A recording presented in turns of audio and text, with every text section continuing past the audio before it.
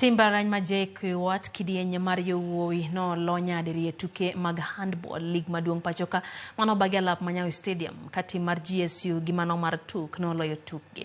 Tim mar tuk no goyo matek ne tim mar JKUAT kendo loyo gi gonde 29-28. JKUAT no chako tugo maber kendo yudo loch mar gonde 16-13 kapok jotugo dhi e yueyo. Bang' jotugo wuok e yueyo, weche no lokore kendo tuk loyo JKUAT gonde 16-12.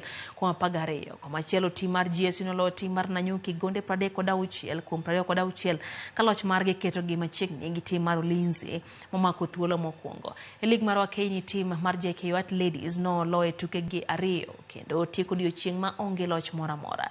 Tim mar NCPB ema no obedo joloch maduong' e odira bang' loyo tim mar JKUAT gonde 44-14 ka Ulinzi Sharks no loyo tim mar Mountain Queens gonde 46-8.